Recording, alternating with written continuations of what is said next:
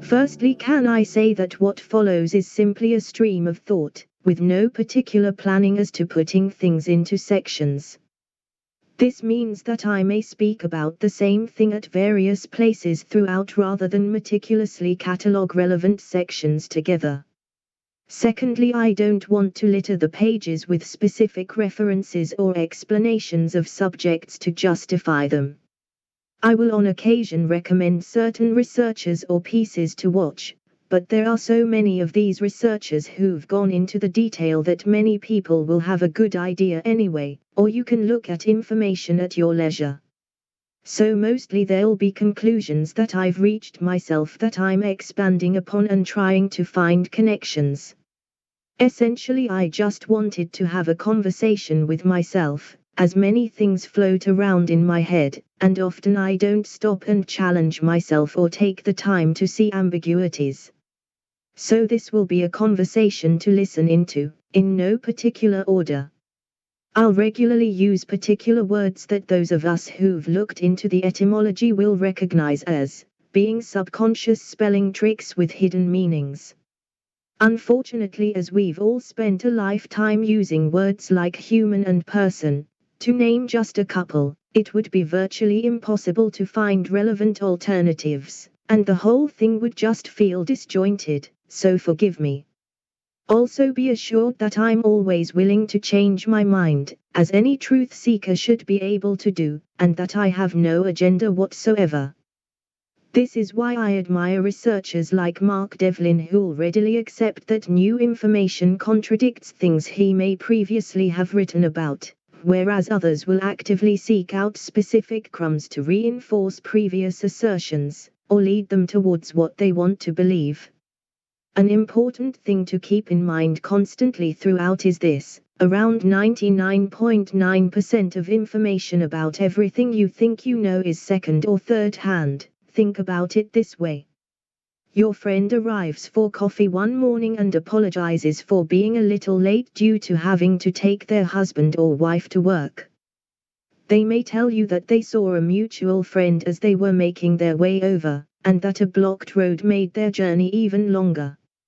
Now you probably wouldn't question what they've told you and simply take it on trust, but the fact remains that none of this has been verified by you personally. If you drove the same route and found the road wasn't blocked, then you'd have to decide whether the road had simply been cleared in the meantime, or your friend was deliberately deceiving you. So it is with decisions we make about all received information. Pondering how significant the apparent discrepancy is and what a particular source has to gain from it, is crucial to making reasoned decisions. Lastly, keep in mind that most of what we perceive as believable is due to preconditioned understandings, where a scenario may seem unbelievable because it conflicts with what we've been indoctrinated with all of our lives, at the most basic level.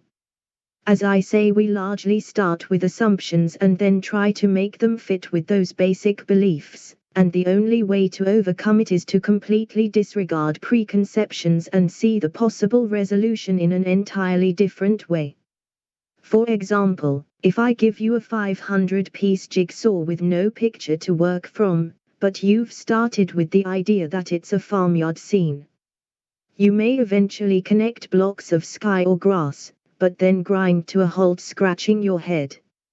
Someone then tells you that the scene actually depicts a piazza in Naples and bang, it all fits together. So I'll start with a brief summary of 3 main aspects that permeates practically all that follows. 3 assertions. 1. There is no psychopathy in humans.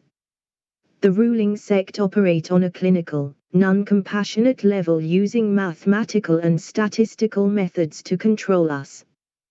This mindset seems allied to a predisposition to pedophilia, and these 2 qualities are the opposite of being human, leading to a reasonable assumption that we are being controlled by non-humans. 2. Mankind is kept disconnected. I feel that we as humanity aren't individual aspirations, but rather a unit of the whole. The sect seeks to control us by blocking our natural telepathic bond, keeping us isolated and vulnerable to their control. 3. Most of history is a lie.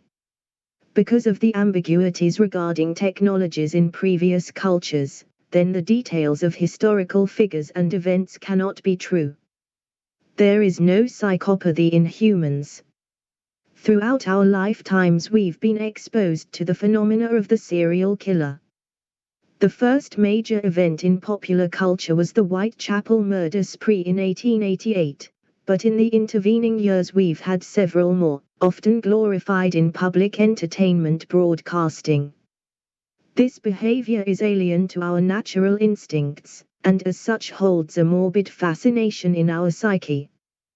To me this is a mirror of those controlling us, where they don't understand our instincts and behavior, but as well as being perplexed by it they study us in order to control us. Do any of us know a person who would take advantage of someone in a vulnerable situation? I feel that anyone claiming that they did know someone like that is making assumptions based on that person's lifelong indoctrination as a consequence of popular cultural broadcasts, and not their instinctual compulsion. My feeling is that these sinister criminals, such as Ed Gein, Ted Bundy etc. are either not human or have been programmed by non-humans to express such qualities, or that the events never even happened in the first place, but to what end? Mankind is kept disconnected. For some time now I've come to believe that humanity has been robbed of an intrinsic ability to communicate on a spiritual level, telepathically if you like. I think it's fair to say that all of us can be triggered emotionally by music in a way that we feel rather than understand, and to me this is a vestige of a long-forgotten ability that would be a threat to anyone trying to control us. We know that the mass of our communities seem oblivious to the unfairness of the structure of our societies, accepting the inevitability of privilege and wealth enjoyed by a tiny elite, while a minority of us are painfully aware of this injustice. It's as though the human network has had all its channels directed away into separate monitors, isolated into compartments and unable to connect as a larger autonomous system. I see this as analogous to a body, where parts of it are purely for mechanical animation, others for healing etc. and a smaller part for the mind. Those of us whose role is purely for maintenance of the organism aren't intrinsically endowed with the soul of humanity, and so don't recognize that the soul has been disconnected from it. If we look at what is considered the largest organism in our world, we find that it's a network of connected mushrooms that in some way seem to be able to communicate as a whole, mycelium.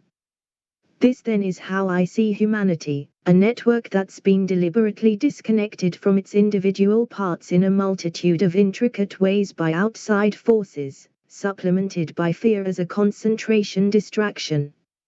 Most of history is a lie. The classical timeline that we've been given has several ambiguities, and these perplexing gaps can easily be seen using basic logical thought. If we were to summarize, then we could outline our received cultural evolution like this. Around 5,000 years ago we migrated out of the forests and jungles, abandoning the hunter-gatherer lifestyle to form small communities based around agriculture. Then in the tiniest of time periods, probably only 1,000 years or so, we established cities with architecture of such sophistication that even today we don't understand the technology used. We then have the Greek and Roman empires, where even though they inhabited these technological marvels of architecture, they apparently still used the technology of horses and carts throughout their daily routines. As if this wasn't confusing enough, we have the abandonment of even basic sanitation with the breakdown of the Roman Empire, returning the known world to an even more basic technology of the Dark Ages, only progressing again in the 19th century with the Industrial Revolution. Make any sense? The only conclusion that we can reach is that those controlling the narrative are deceiving us on a gargantuan scale. We have numerous remains throughout the world of impossible architecture, and we have to ask ourselves wider questions. Let's say that we were returned to the horse and cart technology tomorrow, and then 100 years later someone discovered a modern-day car in a barn in the forest. We wouldn't just think that a previous culture had better transport. This car would simply represent a culmination of various branches of technology, resulting in this car as one of those branches. Similarly, we have to consider the remnants of these structural marvels scattered throughout our world as merely branches of a prior sophisticated technology, and the only branch we can see is the architecture itself. This impossible architecture doesn't just refer to Aztec or Egyptian pyramids and Eastern temples, etc. All of us have towns and cities with buildings being used as city halls, libraries, opera houses and the like, whose construction was impossible if we believe in the official narrative. So how can we piece together any logical timeline based on evidence that we can examine outside of the mainstream? I mentioned earlier that all of us have towns and cities with buildings being used as city halls, libraries, opera houses and the like, and we'd all recognize the similarities. Outside there are tall columns of stone or even marble, some several stories from the ground, with ornate decoration. Inside these structures this ornate decoration continues, with large open spaces and vaulted ceilings, etc. All apparently fashioned with hammers and chisels, and 100-ton pieces transported through muddy roadways on wooden wheels. For reasons of identification we'll refer to this civic architecture as Tartarian, but we don't need to discuss how this term came about, at least not for the moment. Recent independent research has opened the debate to groundbreaking conclusions of where this Tartarian architecture fits into the true timeline. The official narrative is that many of these buildings were constructed around or just before the age of photography, roughly the mid to late 19th century, but several anomalies permeate this narrative. The biggest anomaly of all is the impossibility of their construction. Apart from technological ambiguities through to suspicious provenance, we also have other factors to consider now. Several photographs claiming to be from the 19th century, we can't say for sure, show the characters we'd expect to see with horse and carts, but also the phenomena of the expositions prolific throughout the world around the same time. Without going into too much detail at the moment, it seems that these Tartarian structures were already there, and had been for a long time. This to me has serious implications for the entirety of history. Essentially, we're potentially looking at an unknown advanced culture still around until maybe the late 18th century that utilized this impossible technology, which casts doubt on everything in history we've been told. If it's true that this advanced culture was here until just a couple of 100 years ago, then how can the individual characters and events of our supposed history be true? The technological capabilities of this culture wouldn't simply have blossomed over a season or even a decade. This culture must have been in existence for hundreds if not thousands of years. If there was a culture endowed with massively superior technology to ours right up until the late 18th century, then where does Napoleon fit in? Where does Oliver Cromwell or any historical horse and cart figure or event fit in? Imagine I give you a block representing this advanced culture's existence and ask you to place it where you think it fitted in. Where would you put it? After the Romans? After the Black Death? It doesn't add up at all. This leads us to the inevitable conclusion that almost all, if not every piece, is a lie.